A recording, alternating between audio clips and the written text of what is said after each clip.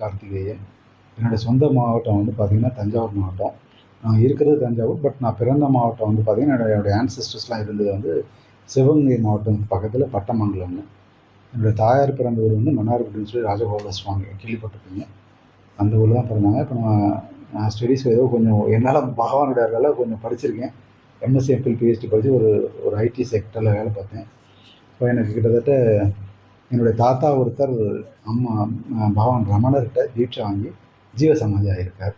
அதே மாதிரி என்னுடைய அம்மாவோட ரிலேட்டிவ்ஸ் நிறைய பேர் வந்து இந்த சித்த குடும்பத்தில் நிறைய தீட்சைகள்லாம் வாங்கி நிறைய பயணப்பட்டதனுடைய ஒரு ஒரு ஒரு பிராரத்தம்ங்கிற மாதிரி எனக்கு ஒரு நிறைய ஒரு ஆன்மீக தேடல் சின்ன வயசுலேருந்து எனக்கு நடந்துச்சு. ஆல்மோஸ்ட் இப்போ எனக்கு 41 இயர்ஸ் ஆகுது. நான் 5 வயசுல எனக்கு விவரம் தெரிஞ்ச வயசுலேருந்து எங்களை இதுக்குள்ளேயே போட்டு அமுத்திட்டாங்க. அதனால் எங்களுக்கு இது ஓரளவுக்கு அட்லீஸ்ட் ஒரு மற்ற பீப்புளோட கொஞ்சம் தெரிஞ்சுக்கிறதுக்கு வாய்ப்பு இருந்தது. எல்லாம் ஒரு ஸ்டேஜுக்கு மேலே தான் நம்ம ஆன்மீக தேடல் வரும். நம்ம வீட்டில் எல்லாருமே ஃபேமிலி மெம்பர்ஸாகவே நாங்கள் எல்லாருமே பயணிப்போம் இன்னைய வரைக்கும். அது மாதிரி இந்த பகவான் யோகிராம் சரத்குமாரோடைய நாமகேந்திர மண்பனம் அம்மா தான் ரன் பண்ணுறாங்க. அவங்களுக்கு என்னால் முடிஞ்ச சிறு உதவிகள் செய்கிறேன். ஸோ அப்படி பண்ணும்போது அந்த சித்த வித்தையை பற்றி படிக்கும்போது எனக்கு ஒரு பெரிய மிரட்சி ஏற்பட்டது. எப்படின்னா பகவான் மூலியமாக கணேஷ்புரி நித்யானந்த சுவாமிகளை பற்றி ஐயாவோட தீட்சையெல்லாம் வாங்கி அவங்க பண்ணும்போது எனக்கு அவங்களுக்குள்ளே நடந்த நிறைய விஷயங்கள் வந்து எனக்கு நிறைய பாதிப்பை ஏற்படுத்தினது.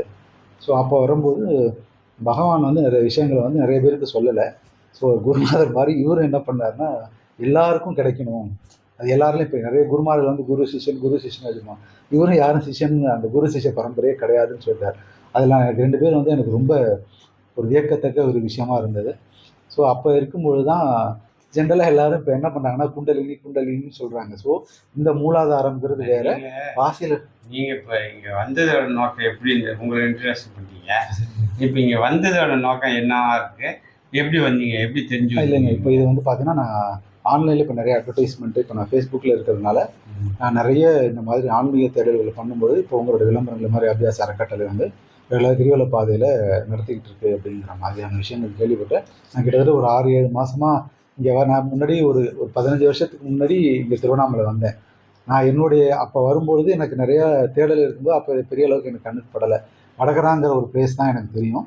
ஏன்னா பகவானுடைய ஆனந்த ஆசிரமம் பக்கத்துலேயே தான் வடகரா, எல்லாமே ஒரே லைனில் இருக்குது. அப்போ அவங்க எல்லாருமே ஒரே ஒரு குகையில் போய் எல்லாருமே ஒரு எனர்ஜி லெவலில் ஒரு இடத்துல வாங்கியிருக்காங்க. இது மட்டும்தான் தெரியும். ஸோ அதுக்குரியான காலம் வந்து எனக்குன்னு நான் இங்கே திருவண்ணாமலைக்கு முன்னாடி 15 வருஷத்துக்கு முன்னாடி போனதுக்கு பிறகு ஒரு 15 வருஷமாக இந்த பக்கம் நான் தலை வச்சு கூட படுக்கல. அப்போ எனக்கும் ஒரு நேரம் வருங்கிற மாதிரி ஒரு விஷயம் ஏற்பட்டு தான் இங்கே உந்தல் ஏற்பட்டு வந்தேன். அதே மாதிரி முதல் பௌர்ணமி வந்து நான் இப்போ தான் வந்திருக்கேன். எப்போன்னா போன பௌர்ணமிக்கு வந்து இப்போ இந்த அடுத்த பௌர்ணமி வரைக்கும் இருக்கேன், இன்னைக்கு வரைக்கும் இருக்கேன். இது வரைக்கும் நான் வந்தது இல்லாமல் அமாவாசைக்கு தான் வந்திருக்கேன். ஏன்னா நான் பௌர்ணமியை நான் ப்ரிஃபர் பண்ணது இல்லை. ஏன்னா எனக்கு ஃபேமிலியில் எனக்கு சொல்லிக் கொடுத்தது என்னென்னா இந்த மலைக்கு எல்லாமே பௌர்ணமிக்கு யார் தேடி வராங்களோ அதை தேடுதல் உள்ளவங்க தான் வருவாங்க, ஆன்மீக தேடல் உள்ளவங்க அமாவாசைக்கு தான் வருவாங்கன்னு ஒரு விஷயம் இருந்து எனக்கு அந்த மாதிரி நிறைய மாற்றங்கள் நிறைய விஷயங்கள் நடந்தது. இன்னமும் நடந்துக்கிட்டே இருக்குது. அமாவாசைகள் நிறைய நடக்குது. ஸோ அப்போ வரும்போது ஒவ்வொருத்தர் ஒரு விதமான இனிஷியேஷன் எனக்கு கொடுக்குறாங்க. ஸோ இப்போ அதனுடைய தாக்கத்தினுடைய விளைவாக பிரபஞ்சம் வந்து என்னை நகர்த்தி இன்னைக்கு இங்கே உங்களுக்கு முன்னாடி உட்கார்ந்து இன்னைக்கு வந்து ஒரு போஜனமும் பண்ணி உங்களுக்கு முன்னாடி இங்கே உட்கார்றதுக்கு ஒரு வாய்ப்பை பிரபஞ்சம் தான் கொடுத்துருக்கேன்.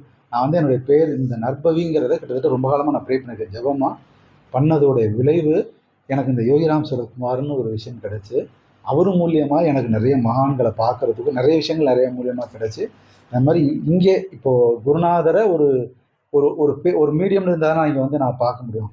அதுக்கும் ஒரு வாய்ப்பை வந்து பகவான் எனக்கு ஏற்படுத்தி கொடுத்துருக்காரு. ஏன்னா அதே மாதிரி ஒவ்வொருத்தரையும் என்னை பார்க்க வைக்கிறார். அவங்க மூலியமாக எனக்கு நிறைய கைண்ட் ஆஃப் இன்ஃபர்மேஷன் எனக்கு கொடுத்து என்னை ஏதோ ஒரு விஷயத்துக்காக தயார் பண்ணுறாருன்னு நான் நினச்சிட்டு இருக்கேன். அந்த மாதிரி எனக்கு ஒரு வாய்ப்பு கிடச்சி இங்கே வந்தேன். ஸோ இப்போ ஜென்ரலாக மூலாதாரங்கிறது இதெல்லாம் குண்டலினியை வச்சு அவங்க சொல்லுவாங்க இது சூரியன் சந்திரன் மேலே மாதிரி நிறைய நடக்குது. அப்போது இதெல்லாம் போய் டைம் வேஸ்ட் பண்ணாமல் இதிலேயே பண்ணுன்னா இந்த முக்கோண வடிவங்கிறத அதான் மூக்கணும் இல்லாமல் நம்ம தெளிவாக சொன்னோம். இப்போ அதை பண்ணும்போது நமக்கு நல்லாயிருக்கும் அப்படிங்கிறதுக்காக வேண்டி சரி நம்ம இதை கொஞ்சம் ப்ராக்டிஸ் பண்ணணும். அப்போ வந்து இங்கே சில ரூல்ஸ் அண்ட் ரெகுலேஷன்ஸ் வந்து அப்போ அதுக்கு ஒரு முதல் முறை என்ன பண்ணணுங்க, இதுக்கு முன்னாடி பொள்ளாச்சியில் வந்து நம்ம வெள்ளியங்கிரி மலையில் நம்ம அந்த 12 அவர் சிஷ்ய பிள்ளைகளோட ஒருத்தருடைய குற்றாலத்தில் இருக்கிறவங்களோட சிஷ்யர் ஒருத்தர் இப்போ அங்கே வந்து தேர்ஸ்டே இந்த மாதிரி தீட்சை கொடுக்குறாங்க. ஃப்ரைடே இந்த நவாக்கிரியும் பண்ணுறாங்க, நவாக்கிரியும் கொடுக்குறாங்க. ஸோ அது நாங்கள் முன்னாடி ட்ரை பண்ணினோம். அப்புறம் எங்களுக்கு இடையில கொஞ்சம் அன்ஃபார்ச்சுனேட் சுச்சுவேஷன் நடந்ததுனால எங்களால் அங்கே போக முடியலை. இப்போ எங்களுக்கு ஒரு விஷயம் நாங்கள் ட்ரை பண்ணுறோம், அது நடக்கலாம். நாங்கள் எப்படி எடுத்துக்கிறோம்னா, சரி இது எங்கள் பிரபஞ்சம் வந்து அலோவ் பண்ணுது, பண்ணலை. சரி. ஸோ அப்படி எடுத்துக்கிறோம். ஸோ அது மாதிரி இதுக்கு ட்ரை பண்ணோம். சரி ஆட்டோமேட்டிக்காக 2 தடவை ட்ரை பண்ணோம், இன்றைக்கி கிடச்சிருக்கு. ஸோ மைட் பி இது இப்போ நீங்கள் உங்களை இதில் இன்வால்வ் பண்ணுறதுக்கு விருப்பமாக இருக்கீங்களா? இருக்குங்க. பட் இதில் உங்களுக்கு நிறைய rules and regulations rules and regulation இருக்குது. சித்த வேதம் நடவடிக்கை கிரகம்னு 2 புக் இருக்குது. ஆமாம், அது முதல்ல வரவங்க படிக்கணும். அதை படித்து நீங்கள் அதை ஃபாலோ பண்ண நீங்கள் தயாராக இருந்தால் இந்த தீட்சை எடுத்துக்கலாம். ஆமாங்க.